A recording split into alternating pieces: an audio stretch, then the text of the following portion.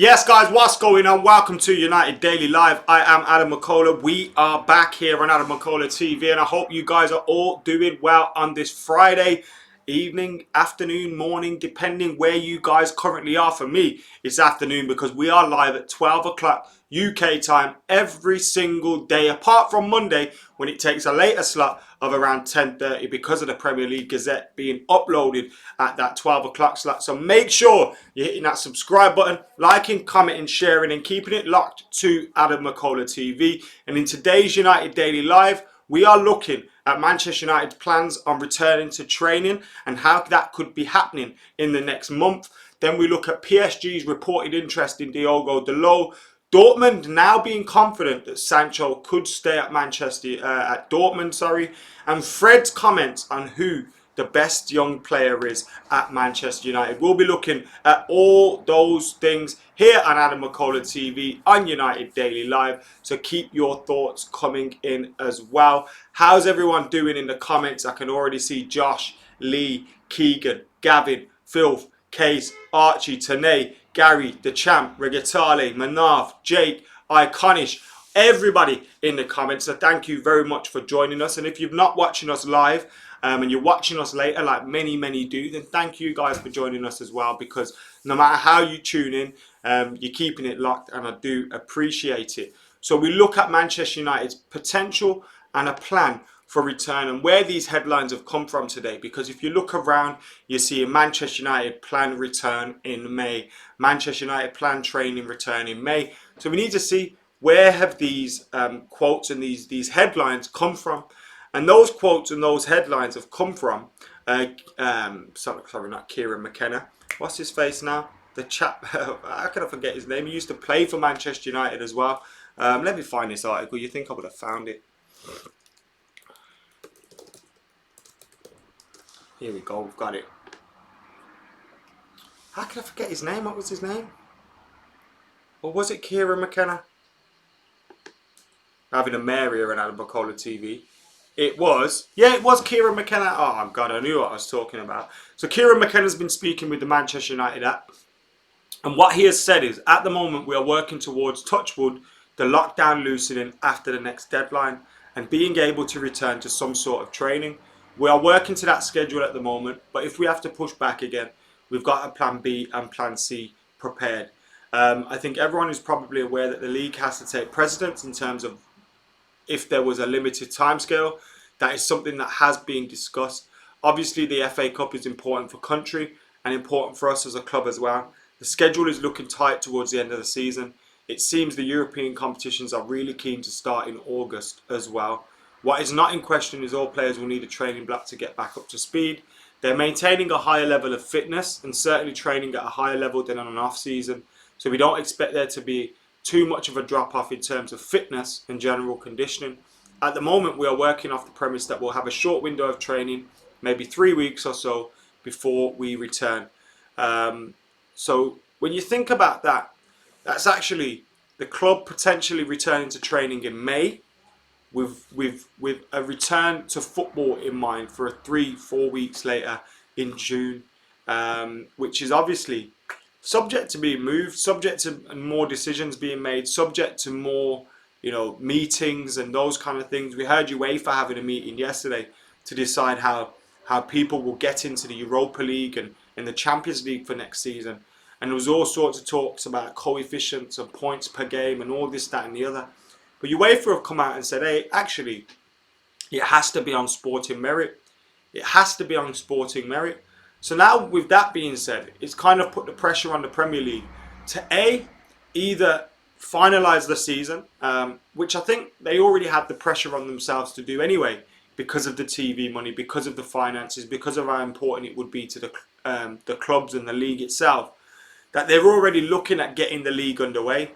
But there's part of it where they need to get the campaign finished in order to give these spots on sporting merit.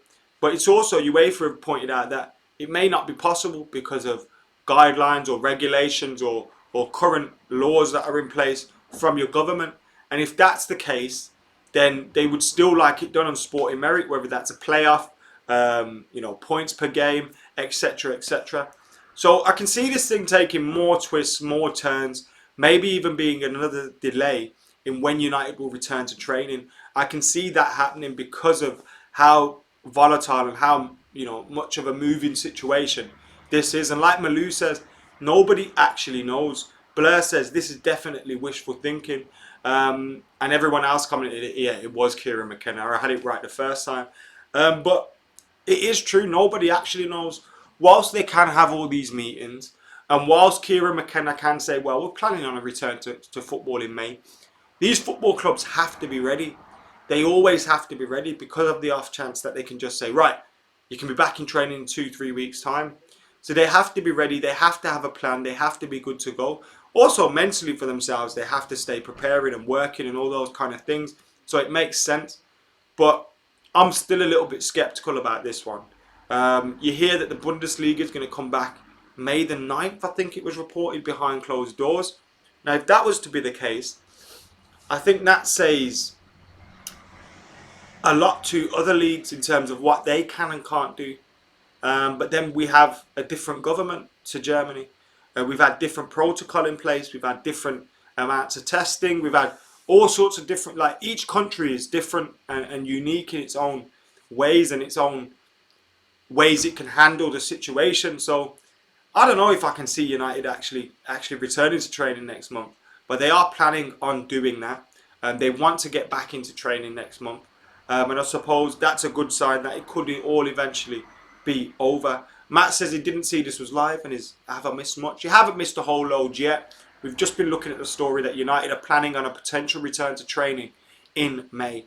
It obviously is dependent on how flexible the situation is, on how the meetings go in the near future, and there's still a couple of weeks left to go until they say, all right, we want to be back in training in May. Well, when in May? The middle of May, the 1st of May, which is in a week or so. Like, it depends when you're on about. It could be the 31st of May.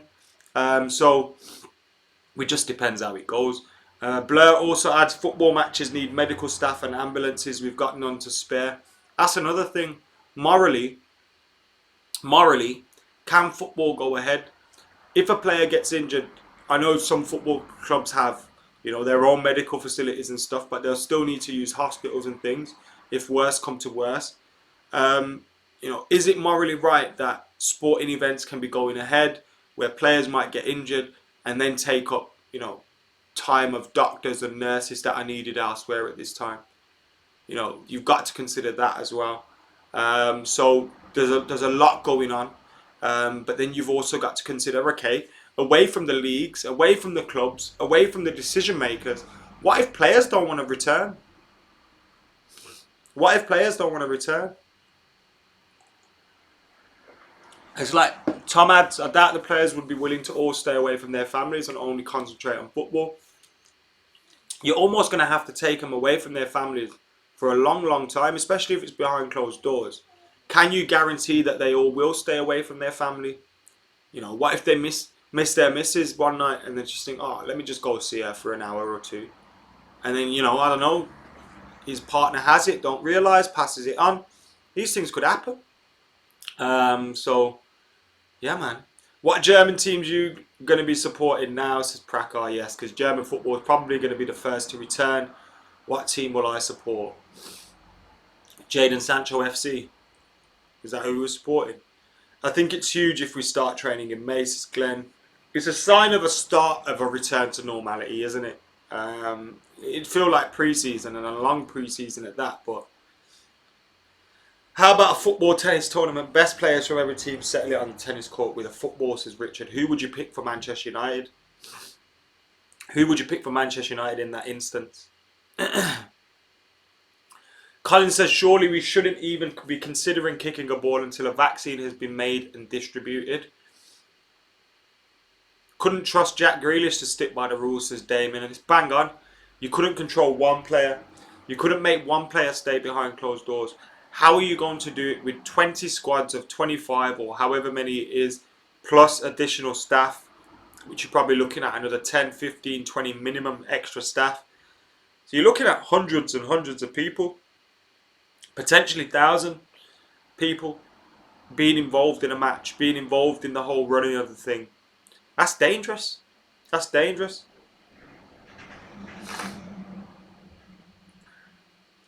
Ah, there we go. Richard says, according to the Premier League, it takes 200 people to play a game of football without an audience.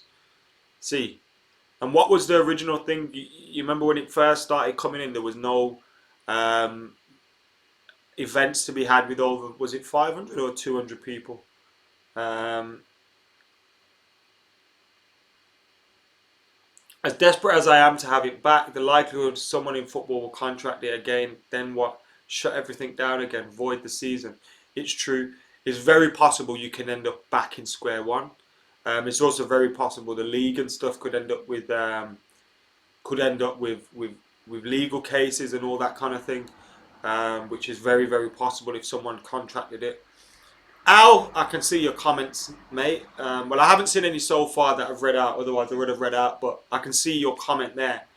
So they are coming through. Apologies if I missed any. Bruno for the tennis, says Regatale. Or Igalo. His touch is insane. Think of the doctors involved. They're not going to be in the same sector as football injuries. And ambulances would be private as well as hospital. Yeah, but not always. Because, I mean, Patrice Evra's raising funds for 2 hospitals that he used when he was a player at Manchester United and West Ham, and they're NHS hospitals.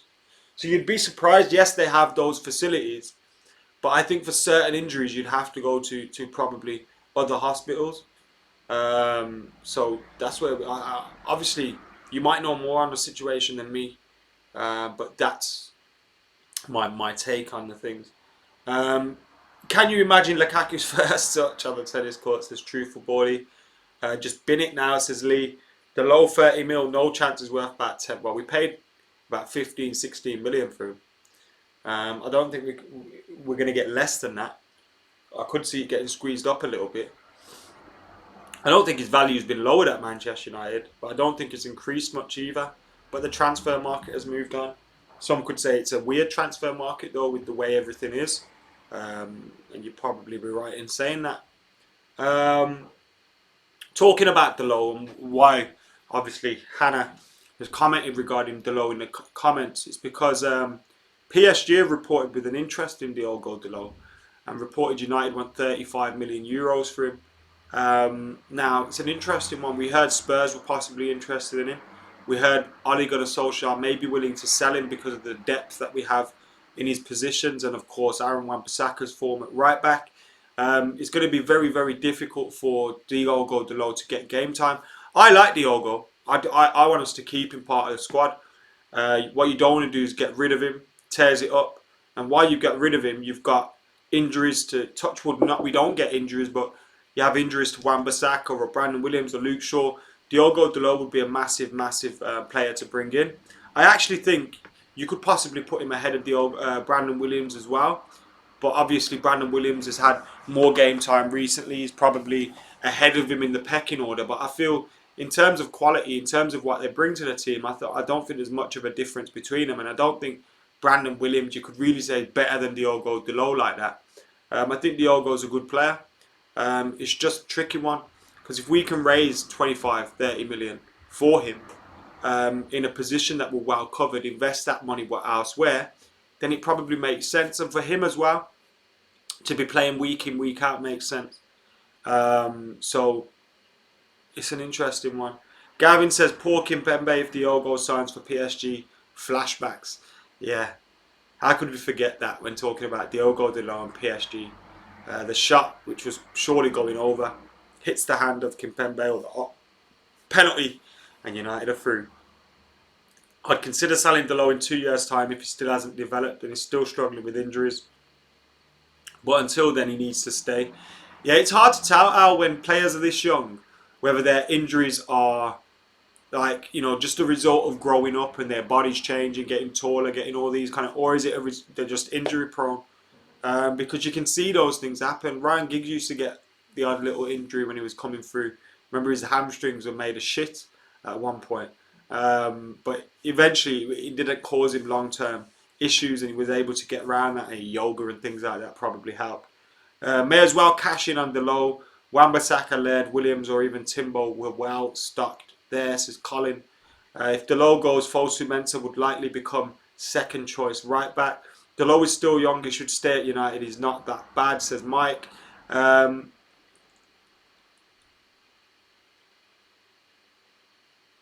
just want football back. Nah, I hear you, bruv. I hear you.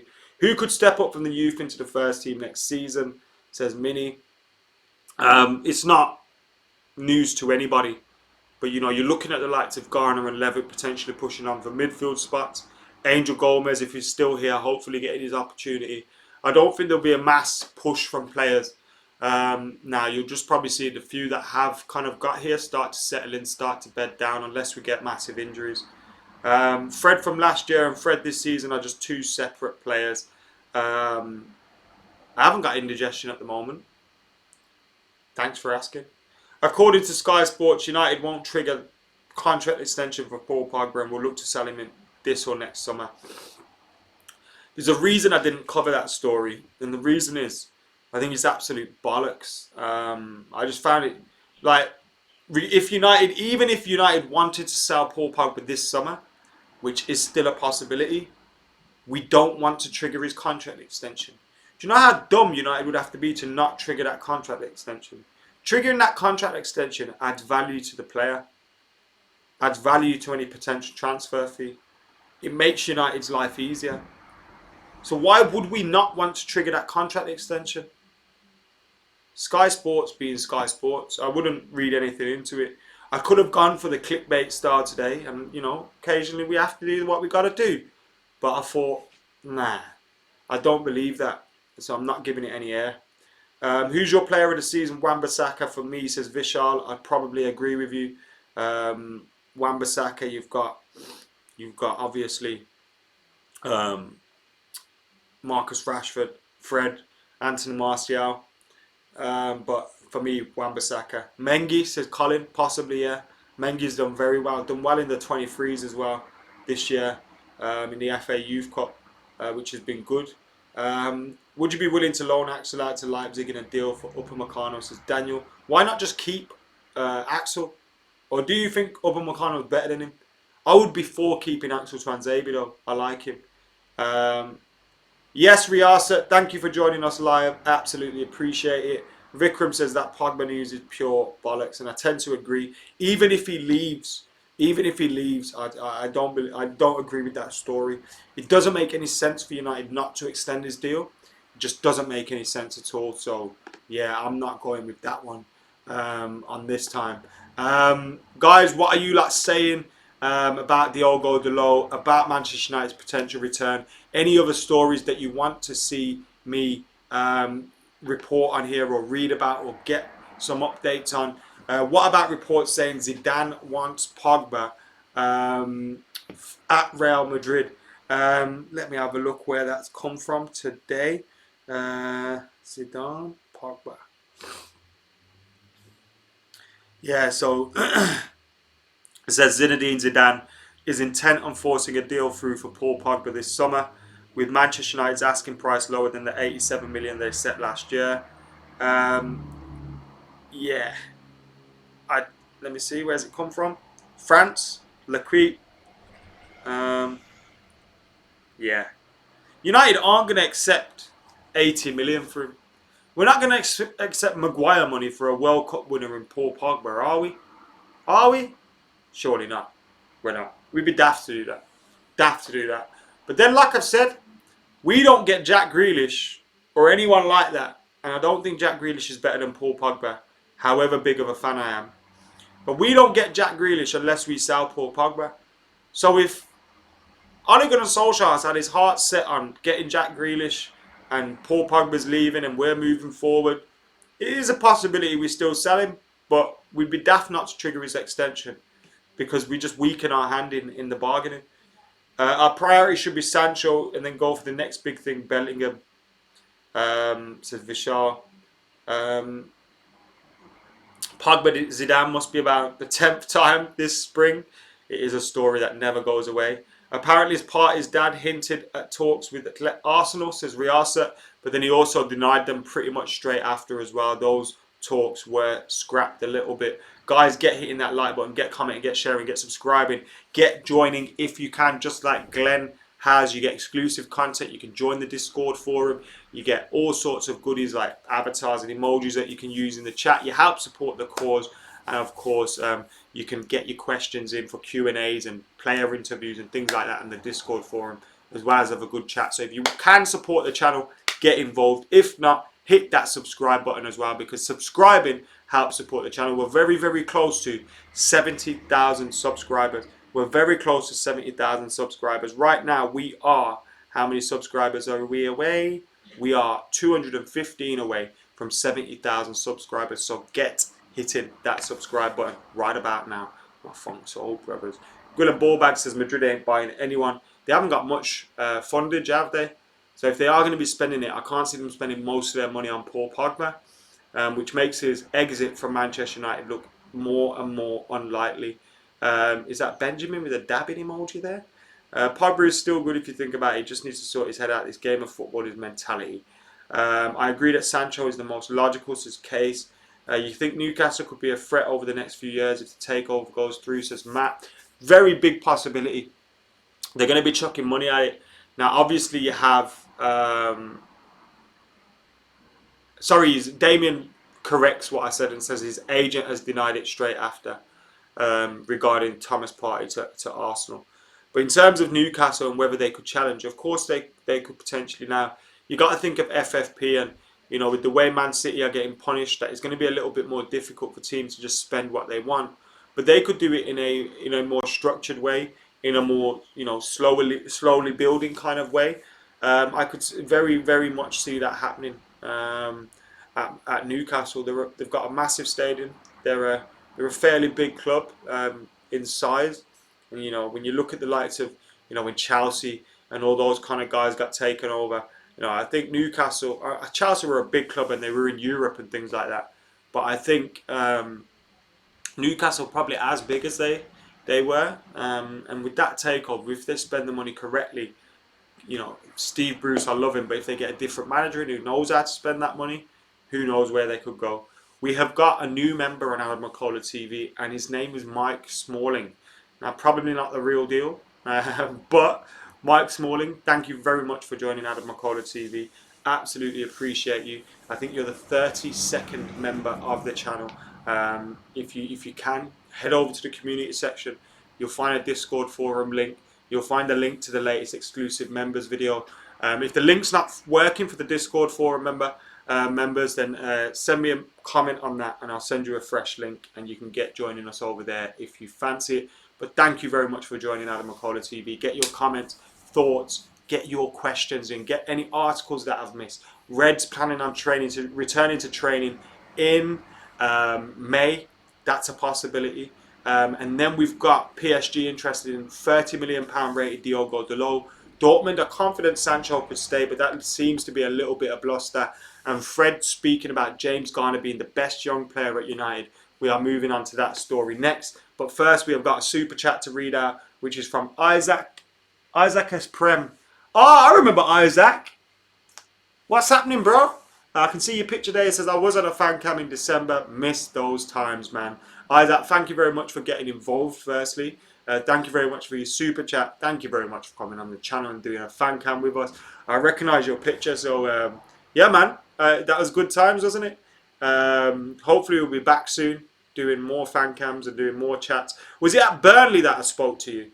Have I remembered that correctly? I've got a weird memory. I think it was outside Burnley, and you were with your pops, weren't you? But I may be wrong. Thank you very much for getting involved, mate. I appreciate it. MEN just released an article saying Oli sees Koulibaly as one of the best centre-backs in the world, but we want younger players. Yeah, I wouldn't believe what the MEN are saying. Happy birthday to Tiger UK in the comments. Happy birthday, mate. Hope you're having a great day. So, Fred has been speaking about Jimmy Garner. James Garner. Should I tell you a story about James Garner? Tell you a story about James Garner. So, last season, at Carrington, at the training complex, I went to do something with, was it the thing we did with Shivas? I think it was the thing I did with Shivas Regal. So I went down there to train with some coaches at Carrington in the Aon training complex. And there was loads of people involved, some competition winners, some just general Man United fans, just some people like that. And we're playing football, we're having a little kickabout, we're having a little game down on the pitch in the youth academy. And there's like a section at the top where people can look down onto the pitches, where there's like foosball tables, benches, people are eating and all that stuff. And there was a point where I'd flicked the ball over one geezer's head, cut it back through his legs, and took a shot and scored. Because I occasionally have techers. I used to be a decent footballer. And Jimmy Garner from up the top saw that and he went, "Sign him up, Ollie, sign him up." So that is the time I almost signed for Man United. Although the geezer could have just been taking the piss, that is the time I almost signed for Man United. Glenn says, in France, things are moving forward in May and we're only a couple of weeks ahead of you, so fingers crossed for that earlier news. Isaac, oh sorry, you were with your mum, that's correct, but I knew it was Burnley. I knew it was Burnley. Nice one, bro. Hope to see you soon, mate. Hope to see you soon. And thank you very much for getting involved in your super chats on the channel. The MEN speak total rubbish. Jimmy Garner is taking Fred's spot next season. Is he trying? Is Fred doing a little bit of mind tricks on young James Garner, getting him into false sense of security so he doesn't take his spot? We see what you're doing there, Federico. Right, Manchester United star Fred has praised the club's emerging group of academy players and revealed that academy midfielder James Garner is the youngster that has impressed him the most. Manager Ollie has been eager to return to United's roots of developing younger players. Brandon Williams played 26 times. Mason Greenwood got 12 goals in 36 appearances. One youngster who has not received quite so many first team opportunities is Garner, playing just once in the Premier League. But Fred feels his fellow midfielder has an enormous future in the game. Asked which of United's trio had impressed him the most, Fred told Brazilian website Trivea, "They are all great players. The club has an important role in using many academy players. It has this history of using the kids that come up, who turn professional and make history at the club. This process is important. They are great players with a lot of potential for the future. All are very good. They are not in this profession for nothing. But the player who impresses me most is Jimmy Garner. Not just because he is in the same position as me, but because he is a player with impressive vision of the game. He has a huge future for United. In addition to his impressive game vision, he always plays the pass with his head up. He's an impressive shot and is an incredible passer. He's a player that I admire a lot." And those are big words from a fairly experienced professional in Fred, who's been to a, it's easy to blow smoke up players' arses, but what he's saying about him there isn't no dickhead thing, you know what I mean? It's some serious stuff. And he was linked with a loan in January, didn't go. Could he be getting his opportunity this year? Could that be the reason why we have kept a hold of Nemanja Matic, in the terms that we have someone that is not going to demand to play every single week, every single game, and then maybe you can start to blood through your youngsters as well. Nimai's turned up late. Nimai, what are you doing, mate?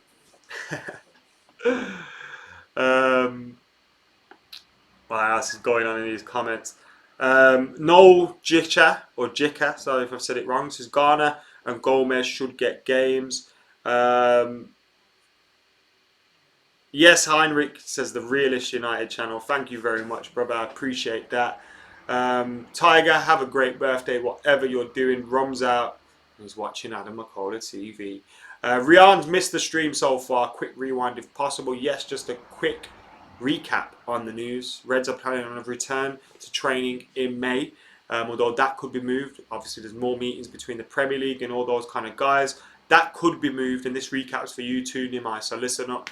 But the Reds at this moment in time are planning on returning to training in May, although that could be moved and they have a plan B and C. PSG are reported with an interest in Diogo Dalot, United £30 million rated fullback at this moment in time, according to reports. Then we see Dortmund are confident in keeping Jadon Sancho at the club. Not sure about that one. And Fred thinks Garner is United's best young player. Highly thought of is James Garner. Some of the people that I speak to that go to watch the academy say they'd pay just to watch him alone. That's how good he is. He is a talented player. He's spoken of just how much Carrick works with him in training to make him understand being a mid in the Premiership. Yeah, Matic doesn't demand to play every week because he can't, says Minnie. Kato's just joined. Hopefully that recap worked for you, Kato. And you got a recap of everything we've discussed today. So thank you very much to everyone that has joined us on AdamMcKola TV. Thank you to Isaac with his super chats as well. Thank you to Mike Smalling, who knows if it's the real deal, for joining AdamMcKola TV and becoming a member on the channel. Really do appreciate every single one of you that have joined the channel and are helping support the claws. Yeah, my hair's grown back really quickly. I need to trim it ASAP. But I'll get it sorted soon. I've got a long ass day today. We are filming a tier list which is going to be released for tomorrow.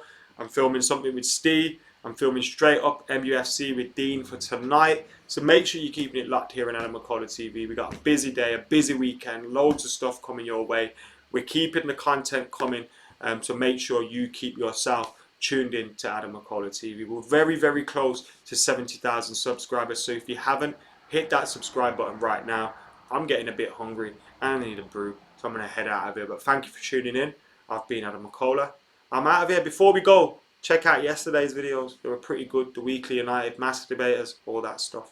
See you in a bit.